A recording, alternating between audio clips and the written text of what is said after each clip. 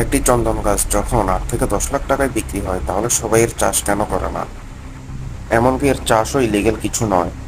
কিছু বছর পূর্বে 700'রও বেশি লোক এর চাষ করে কোটি টাকা আয় করেছিল। অনেকেই জেনে থাকবেন যে চন্দন গাছ থেকে অনেক দামি দামি পারফিউম এবং বিউটি প্রোডাক্টসগুলো তৈরি হয়ে থাকে। নর্মালি একটি চন্দন গাছ পরিপক্ক হতে হতে 8 থেকে 10 বছর লেগে যায়।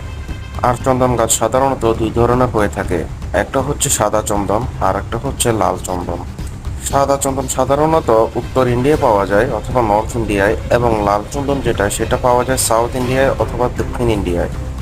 সাউথ ইন্ডিয়ায় চন্দন চাষ করার জন্য এর চারা প্রায় 200 থেকে 300 টাকা হয়ে থাকে। চন্দনের চাষ করতে গেলে 1 একর জমিতে প্রায় 500 থেকে 600টি চারা লাগানো যেতে পারে, যাদের মূল্য আজ থেকে 10 বছর পর প্রায় 10 থেকে 12 কোটি হয়ে যাবে। কিন্তু সবাই এই চন্দনের চাষ করতে পারে না। কিন্তু কেন? কারণ এটি অনেক সময় সাপেক্ষ হয়ে থাকে।